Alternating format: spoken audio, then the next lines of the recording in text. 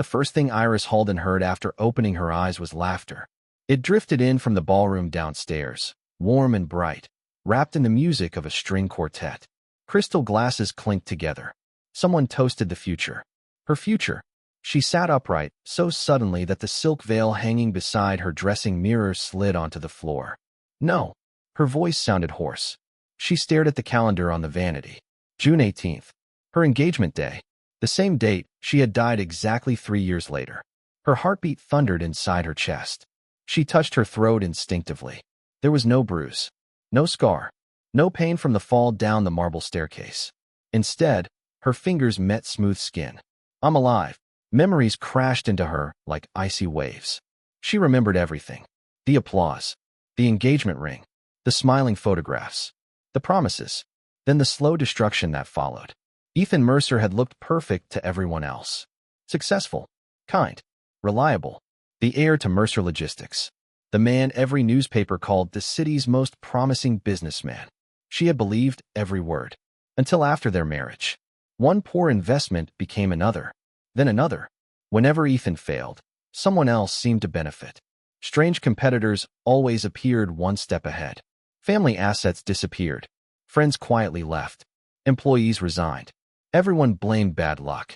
Only Iris noticed something impossible. Every confidential business plan leaked before every disaster. Every single one. She spent years trying to protect him, working through nights, selling her inheritance, taking loans under her own name, convincing investors to stay. She nearly destroyed herself saving a company that never wanted saving. Because Ethan never listened. Whenever she warned him, he smiled. You worry too much. Whenever she found evidence, someone made it disappear. Whenever she questioned his cousin Damien, Ethan defended him.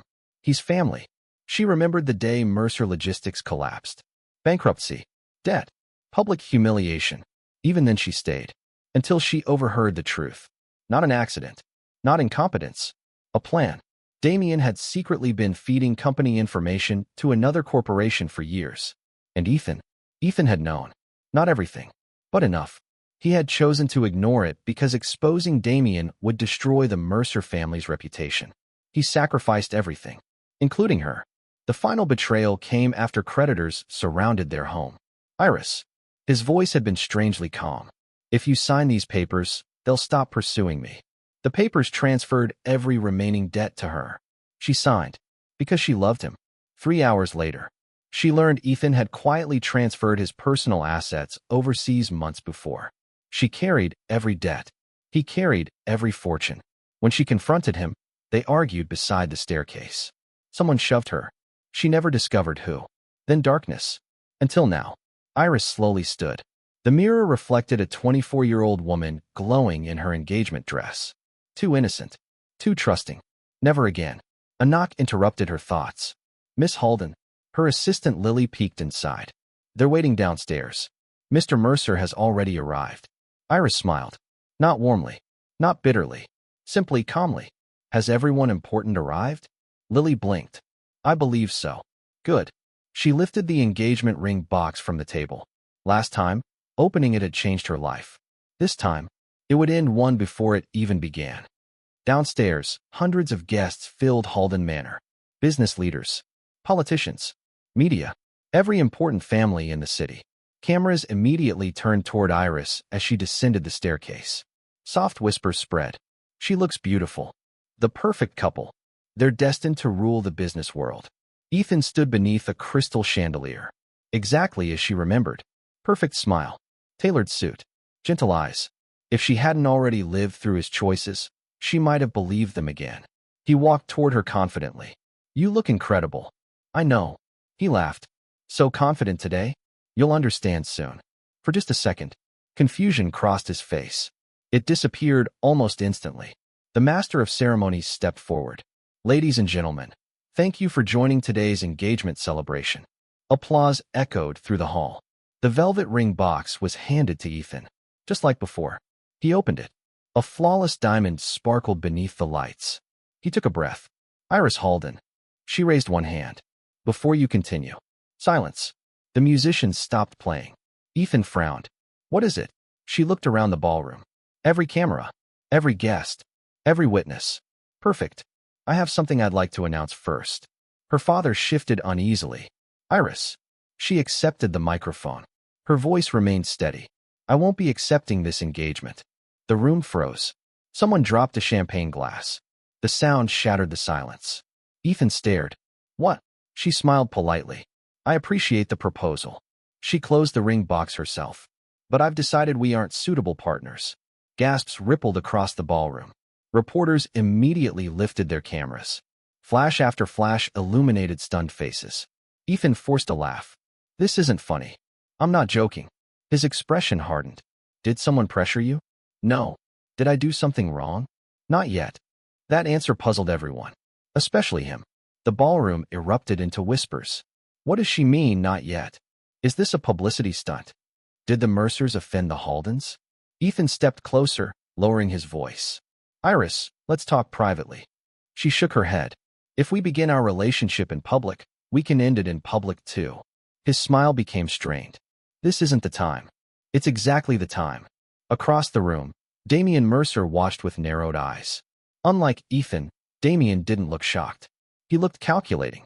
That alone confirmed Iris's memory. He was already measuring losses. Interesting. She filed the observation away. Her father finally approached. Iris. His voice trembled with embarrassment. This announcement affects both families. I know. Then explain yourself. She looked directly at him. I've reconsidered my future. Based on what? My judgment. That answer frustrated everyone. No scandal. No affair. No accusation. Only refusal. Without a reason, nobody could attack her decision. An elderly shareholder whispered to another. She wouldn't throw away an alliance without confidence. Exactly. Confidence changed everything. People trusted certainty more than explanations. Ethan inhaled slowly. If this is about delaying the engagement, it isn't. I can wait. I won't. His patience cracked. Then tell me why. She met his eyes. Because marrying you would be the biggest mistake of my life. The words struck harder than shouting ever could. His face paled. He searched her expression for hesitation. Found none. Reporters surrounded the edge of the ballroom. Questions flew from every direction. Miss Halden, has the engagement ended? Is there another man? Were the families hiding disagreements? She ignored every microphone. Instead, she walked to the orchestra stage. My apologies for interrupting your evening. Her calmness made everyone listen. The celebration should continue. Someone laughed awkwardly. She smiled. After all, canceled engagements save far more money than divorces. The unexpected joke triggered scattered laughter. Even several reporters smiled. The tension eased just enough. Only Ethan wasn't smiling. Iris. His voice had turned cold. We've known each other for 6 years. Yes. I deserve honesty. You deserve exactly what you've earned. His brows furrowed. What does that mean? You'll understand one day. Those words lingered heavily. Because she knew something he didn't. Not magic. Not prophecy. Memory. She had already watched every decision he would make. She simply refused to walk beside him again. An hour later, the guests slowly departed. The newspapers would explode by morning. Iris expected that. She welcomed it. Inside her father's study, silence settled between them. Arthur Halden poured himself tea. His hands shook slightly. You've embarrassed half the city's elite. I prevented something worse. Can you prove that? No. Then why should I believe you? She looked toward the rain outside the windows. In 3 months, Mercer Logistics will announce an overseas shipping expansion. Arthur frowned. How would you know that? They'll celebrate it. And it will fail within 6 months. He stared. That's a serious prediction. I know. If you're wrong, I won't be. He set the teacup down. You sound frighteningly certain. She smiled faintly. I finally learned the cost of being uncertain. Before Arthur could respond, Lily hurried into the room. Miss Halden, what is it? A gentleman is here. I wasn't expecting anyone. He says he won't leave unless he thanks you personally. Who? Lily hesitated. Rowan Vale. Arthur's eyebrows rose immediately. The founder of Vale Industrial? The same. Even Iris blinked. That name shouldn't have appeared today. Not yet. Rowan Vale. In her previous life, he had become the richest industrial strategist in the country. But today, he was merely an ambitious entrepreneur whose company struggled to secure investors. He entered quietly. Simple navy suit. No unnecessary confidence. sharp gray eyes that noticed everything. He inclined his head. My apologies for arriving uninvited. Arthur asked cautiously, to what do we owe this visit? Rowan looked directly at Iris. I came because your decision today saved my company. The room fell silent. Iris had never met him before. How? Rowan reached into his briefcase. He placed a thin folder on the desk. I was negotiating a partnership with Mercer Logistics. Arthur opened the file. His expression changed immediately. The proposed agreement would have required Rowan's company to invest nearly every available asset. If signed, his business would have collapsed alongside Mercer Logistics years later. I intended to finalize everything tomorrow, Rowan said quietly. After today's engagement was canceled, he closed the folder. I realized I should investigate the Mercers more carefully before tying my future to theirs. He looked at Iris again. You may not realize it, but your decision has already changed someone else's destiny. Iris's fingers tightened slightly around her teacup. In her previous life, Rowan had built an empire alone. This time, their paths had crossed far earlier than fate intended. The morning after the canceled engagement, every newspaper in Westbridge carried Iris Halden's photograph. Some headlines praised her courage. Others called her reckless. A few suggested there had been a hidden scandal. Only one paper asked the question that mattered. Why would the cautious Iris Halden suddenly abandon the safest marriage in the city? She folded the newspaper and placed it beside her untouched breakfast. Interesting. Lily entered carrying another stack of papers. There are 12 more. 12. Every newspaper printed something. Iris laughed quietly. So the city has forgotten inflation but remembers gossip. Lily couldn't help smiling. You really aren't worried? I was worried once. She looked out the window. It nearly killed me. Not again. Across the city, Ethan Mercer had slept less than 2 hours. His office looked like a battlefield.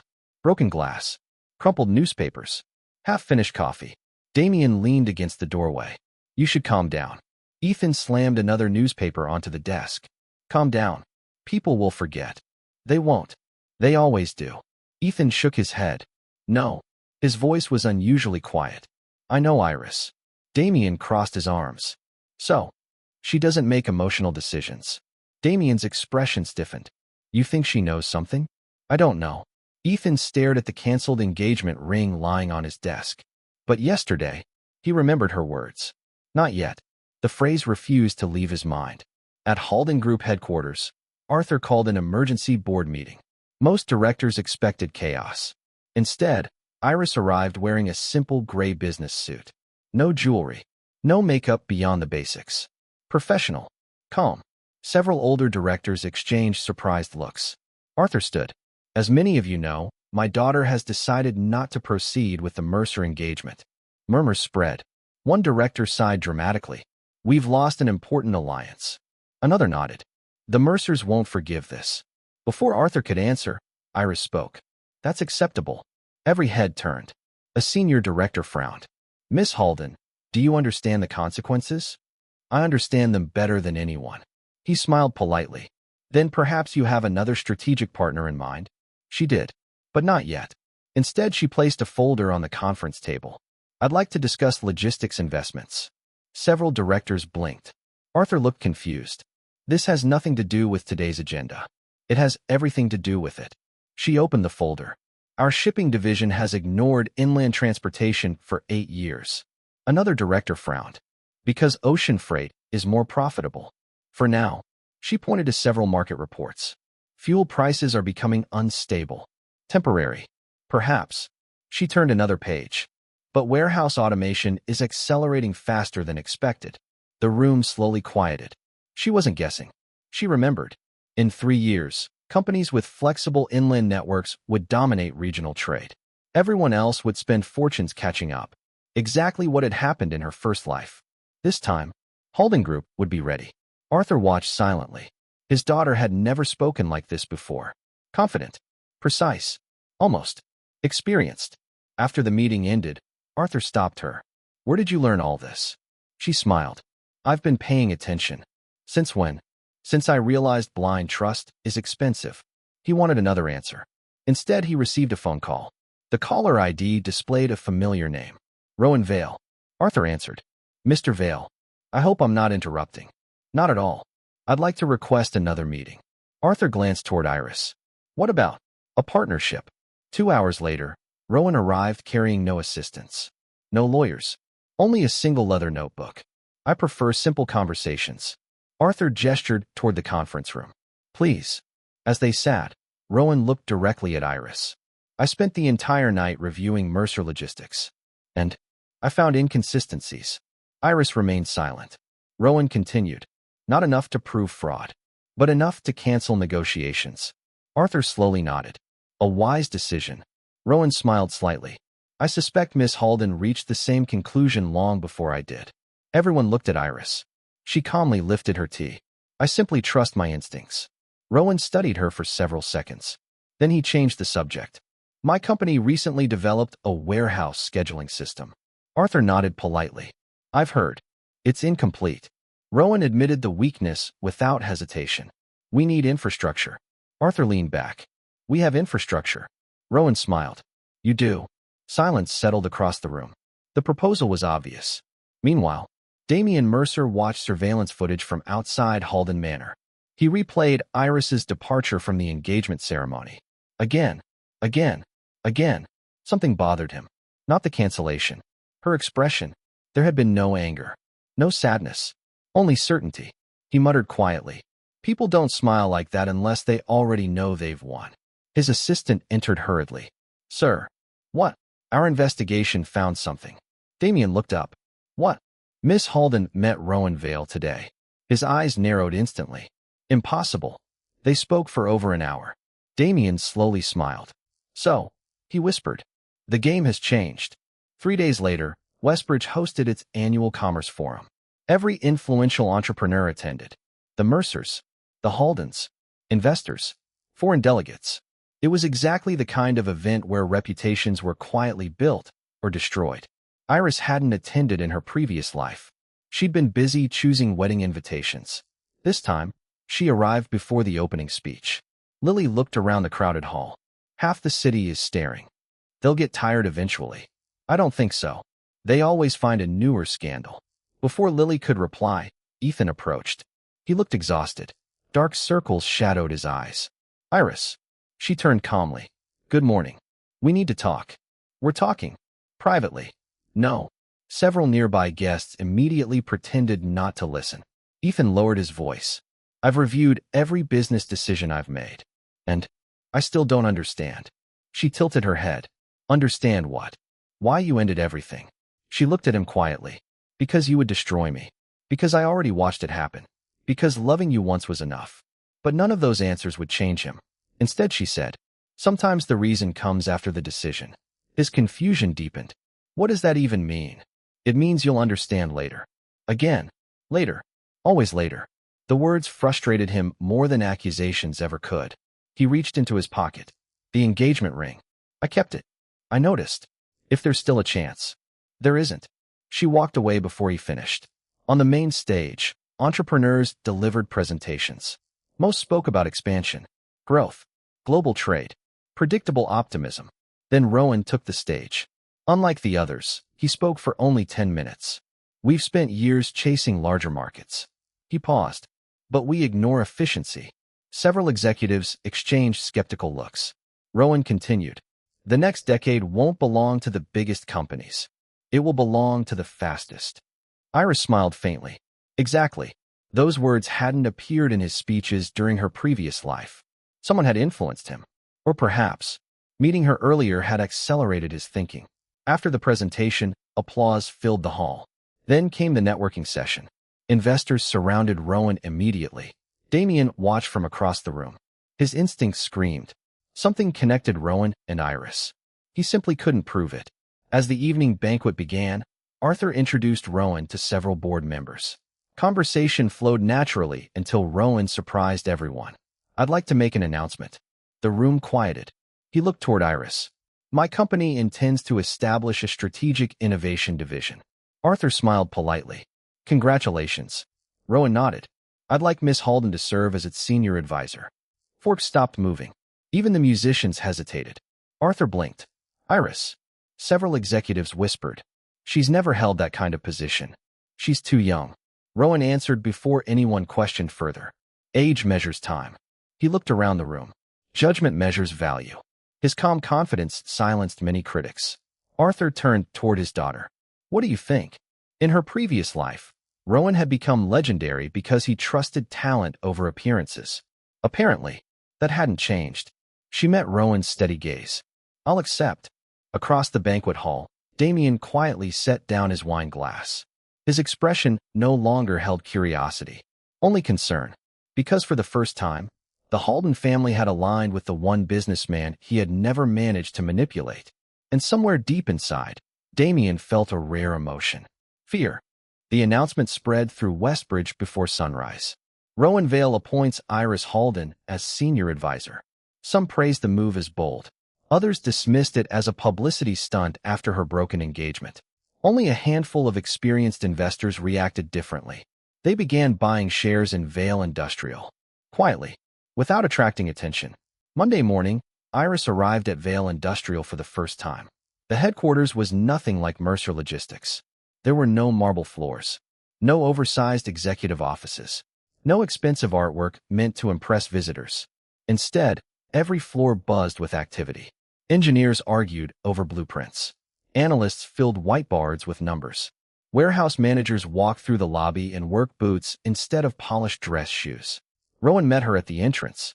I hope you weren't expecting luxury. I was expecting honesty. He smiled faintly. Then you'll feel at home. As they walked through the building, employees greeted Rowan casually. Nobody seemed afraid of him. They respected him. That alone made Iris realize how different this company was. In her first life, Mercer Logistics had been ruled by appearances. Here, results mattered. Inside the strategy room, Rowan placed a large map on the table. Our biggest problem. Iris studied it. Distribution routes, warehouses, ports, rail connections. Exactly as she remembered. Except one detail. Rowan's company owned only 3 inland warehouses. Too few. In 4 months, a major highway expansion project would begin. Every warehouse near those future routes would double in value. No one knew that yet, except Iris, because she had already lived through it. She tapped 3 locations on the map. These. Rowan looked surprised. You chose them very quickly. They're overlooked. They're also expensive. They won't be in 6 months. He folded his arms. Explain. She couldn't explain without revealing the impossible. Instead, she pointed toward demographic reports. Population movement, then industrial permits, manufacturing expansion, then fuel cost projections, transportation patterns. Individually, none of the data proved her point. Together, it formed a picture. Rowan remained silent for nearly a minute. Finally, he nodded. Acquire all 3. The finance director nearly choked. Mr. Vale, they'll consume almost 30% of our liquid capital. I know. It's extremely risky. Rowan looked at Iris. Do you still believe this is the right move? I'd stake my reputation on it. Without another question, Rowan signed the approval. The room fell silent. Several executives exchanged worried glances. They had never seen him trust someone so completely. Across the city, Damien Mercer received alarming news. They bought all 3? His assistant nodded. Yes. Damien frowned. Impossible. No other company even considered those properties. He walked to the window. Why those warehouses? He requested every available report. The numbers made no sense. The locations were ordinary. Average traffic. Average profits. Average everything. Yet Iris had insisted on buying them. His instincts screamed again. She's seeing something I can't. He hated that feeling. Meanwhile, Ethan drove aimlessly through the city. His phone rang. His mother. He ignored it. It rang again. Then again. Finally, he answered. Mother. You've embarrassed this family. I know.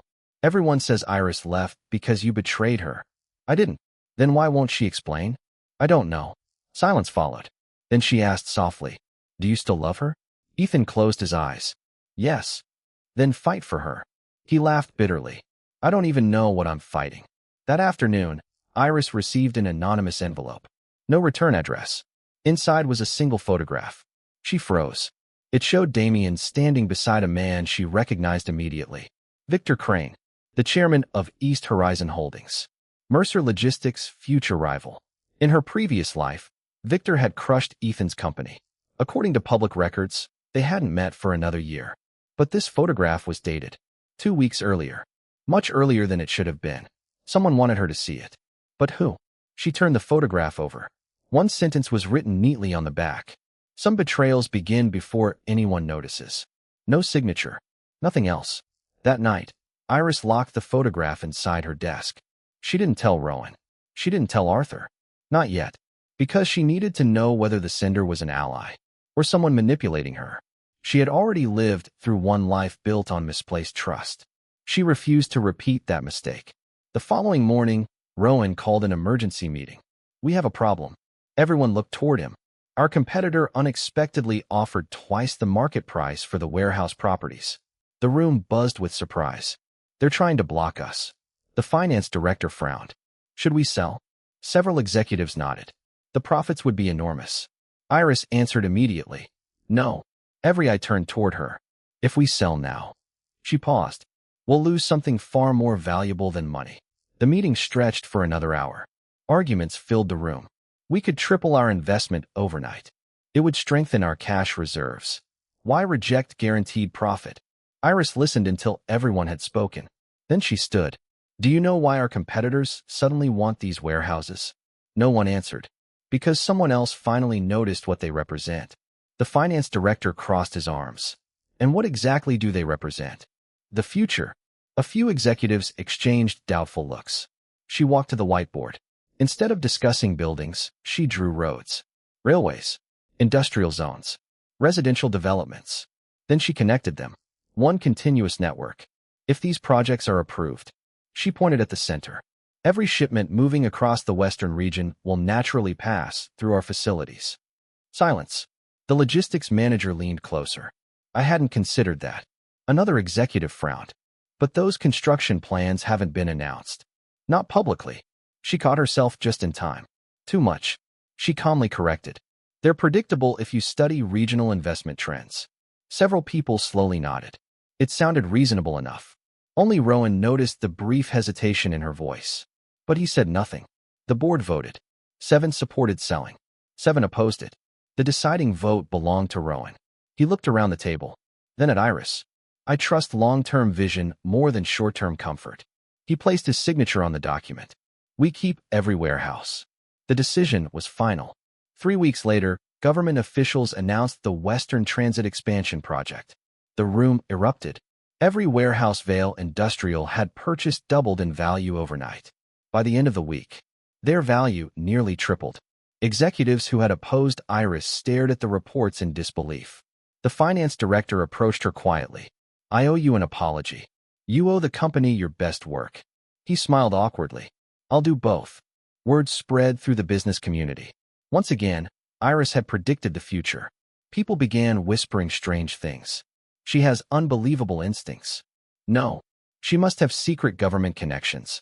Others joked that she could see tomorrow. Only Iris knew the truth. Tomorrow had once been yesterday. Across town, Damien crushed a crystal glass in his hand.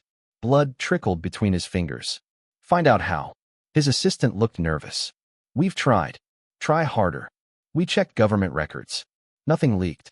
Then someone told her. "We found no evidence." Damien's voice became dangerously quiet. "There is always evidence." That evening, Ethan unexpectedly visited Halden Manor. Arthur refused to let him inside. "Our families have nothing to discuss. I only want 5 minutes with Iris." "No. I'll wait." Arthur looked at the young man who had once been his future son-in-law. He seemed thinner, older, defeated. "You should leave." "I can't." Before Arthur could respond, Iris stepped onto the front porch. She had heard everything. Ethan looked up hopefully. "Iris, you shouldn't be here. I need answers." "You want closure?" "Yes." She walked down the steps until only a few feet separated them. "You believe one conversation will explain everything." "It might." She shook her head. "Sometimes understanding arrives years too late." He clenched his fists. "Then tell me one thing." She waited. "Did you ever love me?" For the first time since her rebirth, her composure cracked. Because the answer was painfully simple. "Yes." His eyes brightened. Then she continued. "I love the man I believed you would become." The hope disappeared from his face. "But I no longer believe that man exists." She turned and walked back toward the house. Ethan didn't call after her. He simply stood there as the front door closed. For the first time in his life, He realized love could end without hatred. And somehow, that hurt far more. Autumn arrived with cold winds and unexpected prosperity. Thanks to the warehouse acquisitions, Vale Industrial had become one of the fastest-growing companies in Westbridge. Investors who had once ignored Rowan now competed for meetings with him. But success attracted attention, and attention attracted enemies. One Monday morning, Rowan entered the executive conference room carrying a thick file. His usually calm expression was unusually serious. "We've received an acquisition offer." The room fell silent. The amount written on the proposal made several directors gasp. It was nearly 3 times Vale Industrial's current market value. One director smiled immediately. "This is extraordinary. We should accept." Another nodded enthusiastically. "Our shareholders will celebrate." Only Iris remained quiet. She already knew the company making the offer. East Horizon Holdings. Victor Crane. In her previous life, he had swallowed dozens of businesses exactly this way. He never bought companies because they were valuable. He bought them because they would become invaluable later. Rowan looked toward Iris. "You disagree?" "I do." "Why?" She slowly closed the proposal. "Because no one offers this much unless they're expecting something worth far more." The room became quiet. Several executives frowned thoughtfully. One elderly board member asked, "So you're saying the buyer knows something we don't?" Iris met his eyes. "Exactly." Rowan smiled faintly. "Then perhaps we should discover what that something is." Instead of rejecting the offer immediately, Rowan requested 30 days to consider it. Victor agreed without hesitation. That alone made Iris suspicious. Powerful businessmen hated waiting. Unless they already believed they had won. 2 days later, Rowan invited Iris to inspect one of the newly purchased warehouses. The building looked ordinary from the outside. Steel walls, concrete floors, forklifts moving quietly between shelves. Nothing remarkable. Yet Rowan insisted on walking every corner himself. After nearly an hour, he suddenly stopped. There. Iris followed his gaze. A row of old survey markers had been painted over near the northern fence. She crouched beside one.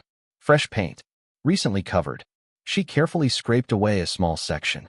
Beneath it, a government identification code. Her heartbeat quickened. She remembered. Not the marker. The project. In her previous life, confidential plans had leaked months after construction began. A high-speed freight railway. One of the largest infrastructure projects in decades.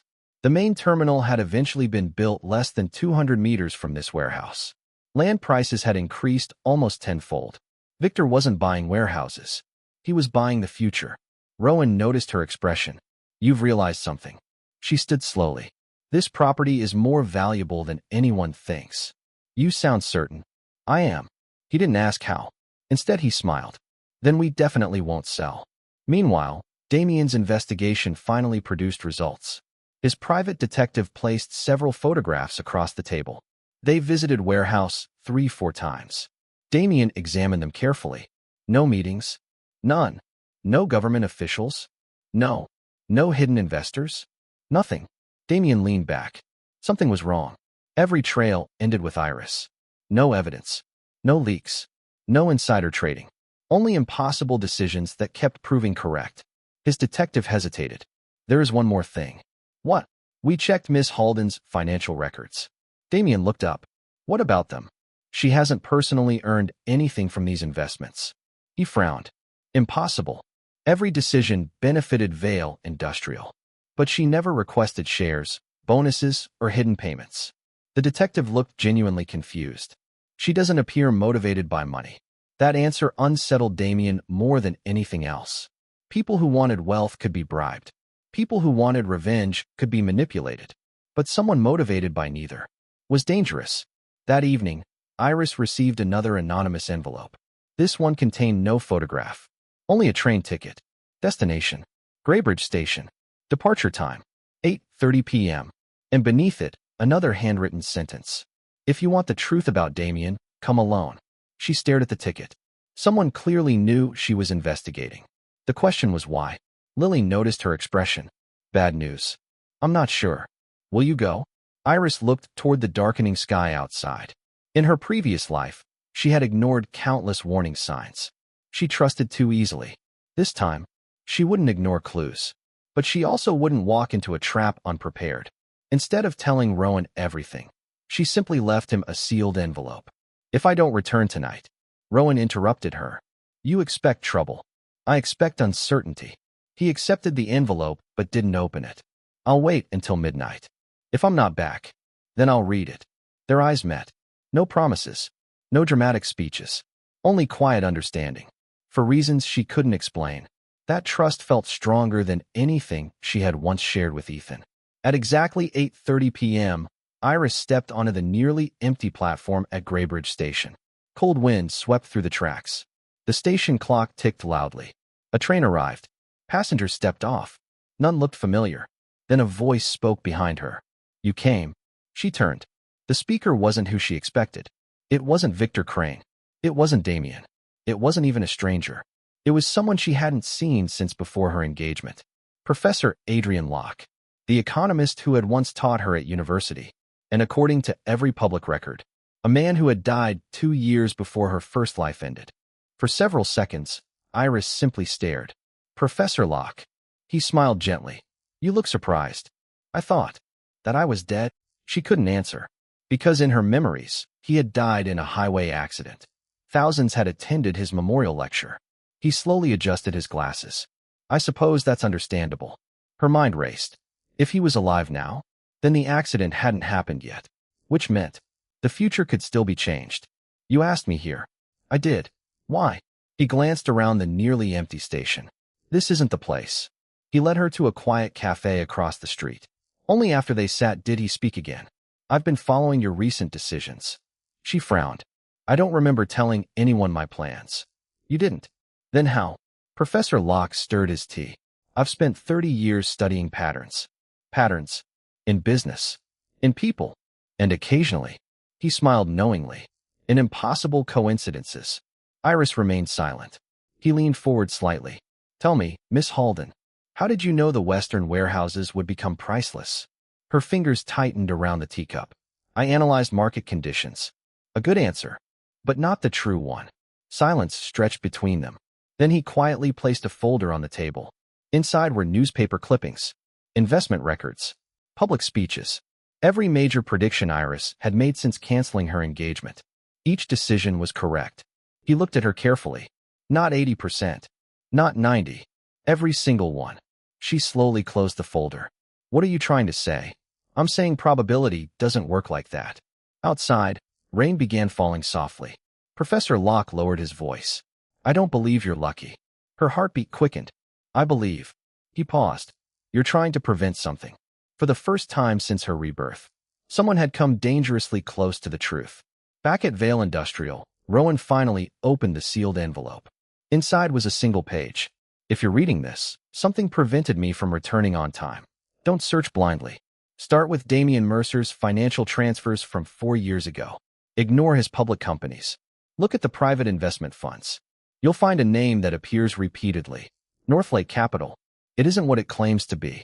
Trust the records, not the headlines. Iris. Rowan read the letter twice, then immediately called his legal director.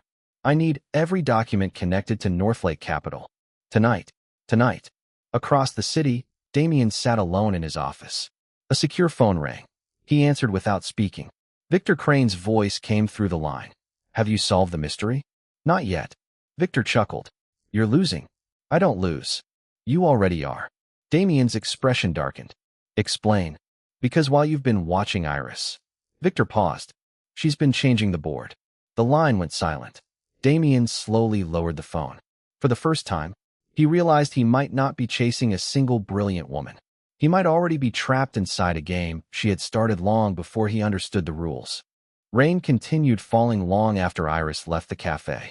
She walked through the quiet streets alone, Professor Adrian Locke's words echoing in her mind.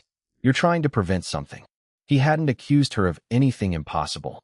He had simply observed that no ordinary person could consistently make flawless decisions. That made him dangerous. But not because he knew the truth. Because he knew how to ask the right questions. Before leaving the cafe, Professor Locke had given her one final warning. Miss Halden. She stopped at the doorway. Yes. Whatever future you're trying to avoid. His expression grew unusually serious. Don't become the same kind of person as the people you're trying to defeat. Those words followed her all the way home. In her previous life, she had dreamed of revenge. After waking up again, she had focused on changing her own choices instead. Perhaps that difference was exactly why her future was changing. The next morning, Rowan was already waiting outside her office. I found Northlake Capital. She closed the file she had been reading. And it officially manages small private investment funds. Officially, he placed several documents on her desk. In reality, it's a shell company. Her eyes sharpened. For whom? That's where things become interesting. He opened another folder. The company has only one registered employee. She read the name. Elias North. She frowned. She had never heard it before. Rowan continued. The strange part isn't the employee. It's the money. Every few months, Northlake Capital received enormous deposits from businesses connected to Damian Mercer. Then the money disappeared. Transferred where? Iris asked. Rowan slid over the final page. East Horizon Holdings. Victor Crane. Exactly as she expected. So the alliance between Damian and Victor had existed long before Mercer Logistics collapsed. This time, however, she had proof. Not enough for court, but enough to begin pulling the thread. Arthur Halden entered unexpectedly. I've just received a call from the banking commission. Iris looked up. What happened? They're conducting a financial review of several investment firms. Rowan and Iris exchanged a quick glance. Too fast. Much too fast. Arthur frowned. You both knew something. Rowan answered carefully. We suspected unusual transactions. Arthur slowly nodded. If the commission finds anything. He didn't finish the sentence. He didn't need to. One confirmed investigation would be enough to shake investor confidence. Across town, Damian received the news less than an hour later. He remained perfectly calm. His assistant, however, looked terrified. They've requested records. Damian closed the file in front of him. Burn nothing. The assistant stared. Sir, if we destroy evidence now, we'll confirm guilt. What should we do? We cooperate.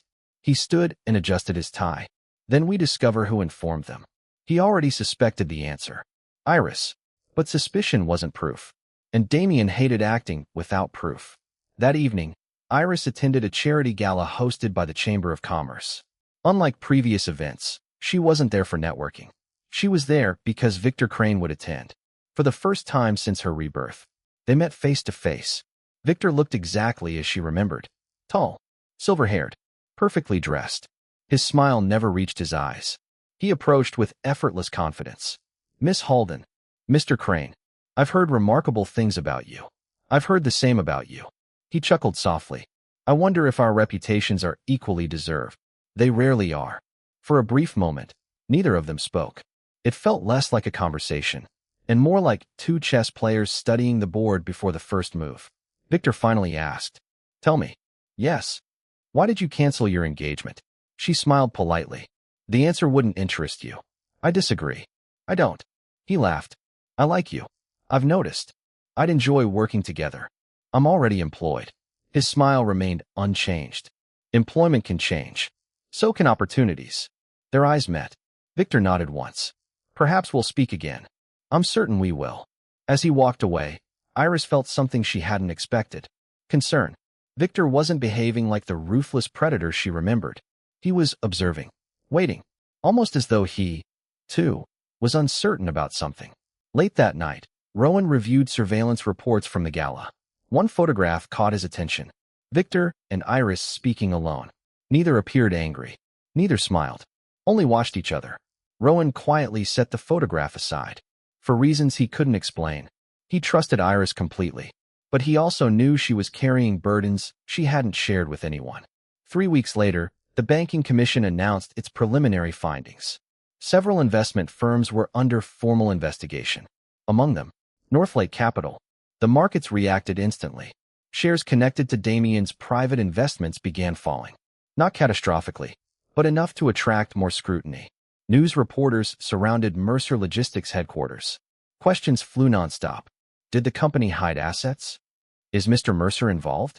Were investors misled? Ethan walked through the chaos in stunned silence. He genuinely knew nothing about Northlake Capital. When he confronted Damian that afternoon, the conversation lasted less than 5 minutes. You've been moving company money? Damian didn't look away. I protected the family. By creating secret funds? By creating insurance. Ethan slammed both hands onto the desk. You lied to me. I omitted details. You used me. I preserved what mattered. Ethan's face hardened. No. He took a slow breath. You preserved yourself. For the first time in years. He walked out of Damien's office without waiting for permission. The next board meeting at Mercer Logistics became complete chaos. Several directors demanded Damien's resignation. Others defended him. Long-hidden rivalries exploded into the open. No one noticed Ethan quietly placing his resignation letter on the table. I refuse to continue under these conditions. The room fell silent. Damien looked genuinely shocked. You would abandon your family? Ethan answered calmly. I finally learned that loyalty without honesty is surrender. Then he left. No dramatic speech. No shouting. Just a decision. One that should have happened years earlier. Meanwhile, Vale Industrial celebrated another milestone. Government contracts. Record profits. New research facilities. Employees applauded Rowan during the quarterly meeting. When the applause ended, Rowan surprised everyone. This success belongs to many people. He looked toward Iris. But one person changed the direction of this company. The room turned toward her. She stood awkwardly and used to praise. Rowan continued. When Miss Halden joined us. He smiled. She didn't simply improve our strategy. She improved our courage. The employees applauded again. Longer this time. Iris lowered her eyes. In her previous life, she had spent years saving people who never appreciated her. Now, she was surrounded by people who valued honesty more than sacrifice. It felt unfamiliar and healing. That evening, Professor Locke requested another meeting. This time, he brought only one envelope. I've made a decision. What kind? I won't ask how you know what you know. She remained silent. He smiled. Because some truths belong to the person carrying them. He handed her the envelope. Inside was his retirement announcement. I've accepted a university position overseas. She looked surprised. Leaving. I've spent my career studying history. He stood. You, Miss Halden. His eyes reflected quiet admiration. Are busy changing it. As he walked away, Iris realized something important. Not everyone needed the whole truth. Sometimes trust was enough. The same night, Damien received a confidential report. His investigators had finally uncovered something unexpected. Not about Iris. About Rowan. The report contained only one sentence highlighted in red. Rowan Vale has begun acquiring controlling shares in Mercer Logistics through third-party investors. Damien slowly stood. For the first time, he understood. The warehouses, the partnerships, the investigations. None of them had been the final objective. They had merely positioned the pieces. The real battle, for control of Mercer Logistics, had already begun. Winter arrived with sharp winds and sharper headlines. Mercer Logistics faces shareholder revolt. Northlake Capital under criminal investigation. Vale Industrial becomes region's fastest-growing logistics company. The business world no longer whispered. It watched. Every major investor knew something decisive was about to happen. At Mercer Logistics headquarters, the emergency shareholders meeting began before sunrise. The atmosphere felt heavy. Directors sat in silence. Lawyers lined the walls. Outside, reporters crowded behind security barriers. Damien entered confidently. He still believed he could control the outcome. Then the final attendance list arrived. His expression changed. Impossible. Several unfamiliar investment firms had appeared on the shareholder register. Individually, each owned only a small percentage. Together, they controlled nearly 28% of the company. Damien immediately understood. They're connected. His legal advisor whispered. We believe they're acting together.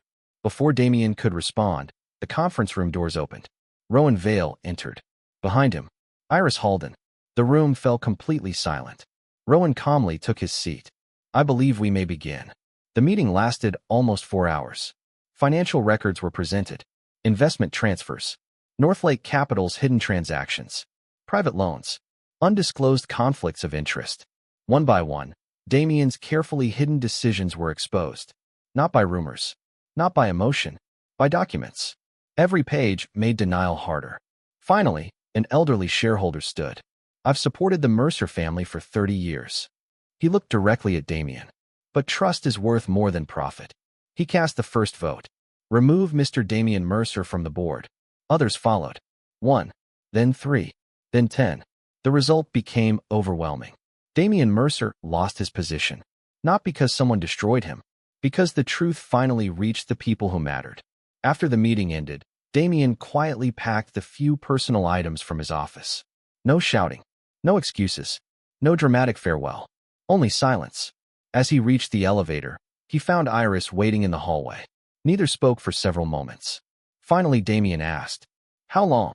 She looked at him calmly. "How long what? How long have you been planning this?" She considered the question. "Long enough." He laughed softly. "I underestimated you." "Yes. I thought emotion would make you predictable." "It used to." He nodded slowly. "I suppose that's the difference." "It is." The elevator doors opened. Damian stepped inside. Before they closed, he looked at her one last time. "If you'd married Ethan," she interrupted gently. "I already know." The doors closed. And with them, an entire future disappeared. Mercer Logistics required new leadership. The board voted unanimously. Rowan declined the position. Instead, he proposed an independent executive team. "We don't need another empire built around one person. We need a company built around accountability." The proposal passed. For the first time in decades, Mercer Logistics belonged to its shareholders instead of one controlling family. That evening, Ethan requested one final meeting.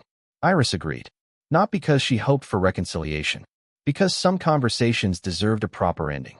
They met beside the old Riverside Bridge where they had once planned their future together. Snow drifted quietly onto the water. Ethan looked older than his years. Not from age, from regret. "I owe you an apology." She nodded. "You do." "I kept waiting for proof." He looked down. "When I should have trusted the person standing beside me." She remained silent. "I thought protecting my family meant ignoring uncomfortable truths." A bitter smile crossed his face. "It turns out I was protecting the people hurting us." He took a slow breath. "I'm sorry." There were no excuses, no requests, only sincerity. Iris believed him, and that surprised her. "I forgive you." The words came quietly. Ethan looked up in disbelief. "You do?" "I forgive the man who finally understands." She smiled gently. "But forgiveness doesn't rebuild what was broken." He lowered his eyes. "I know." For the first time, neither of them cried. Neither argued. Neither blamed the other. They simply accepted that some love belonged to a different life. After a few minutes, Ethan extended his hand. "I hope your future is happier than the one we almost shared." She shook it. "I hope yours is more honest." Then they walked away in opposite directions. Neither looked back. Months passed. Spring returned to Westbridge. The criminal investigation into Northlake Capital concluded. Victor Crane escaped prosecution due to insufficient direct evidence, but his reputation suffered irreversible damage. International partners quietly ended their relationships with him. Damian was convicted of financial fraud and permanently banned from serving as a corporate director. Mercer Logistics survived, though greatly reduced. It would never again dominate the industry through family influence. Instead, it slowly rebuilt through transparency. Exactly as Rowan had hoped, Vale Industrial entered a new era. The warehouses Iris had insisted on purchasing became the center of the newly completed Western Freight Railway.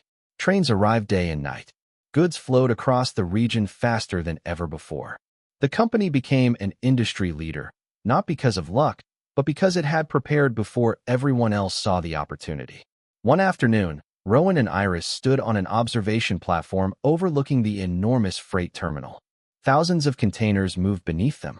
Engines roared. Cranes lifted steel cargo into endless lines of rail cars. Rowan smiled.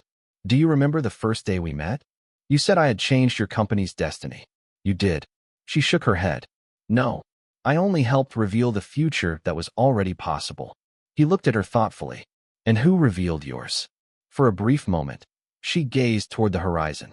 The answer lived inside memories no one else would ever understand.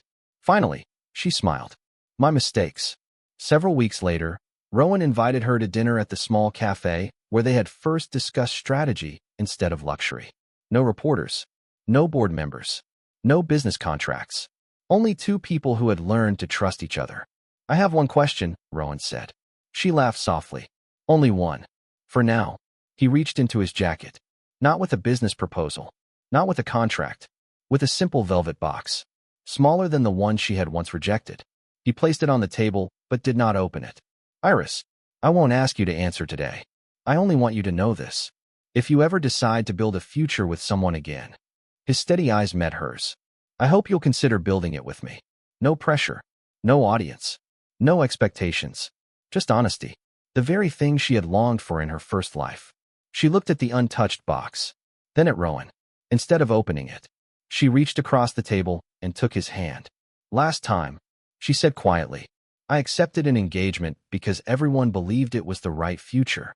A warm breeze drifted through the open cafe window. This time, she smiled with complete peace. I'll choose my own. Rowan smiled back. He didn't need an immediate answer, because they had already built the one thing that mattered most. Trust. As they left the cafe together, Iris glanced once toward the city skyline. In another life, she had walked into an engagement filled with certainty and hidden ruin. In this life, she had walked away before the promise was made. Only now, standing beside someone who had earned her confidence rather than demanded it, did she fully understand the meaning of the path she had chosen. She had awakened once more, called off her engagement, and changed countless destinies, including her own, because she knew exactly how that first future would end. And this time, she chose an ending worthy of her second life. The end.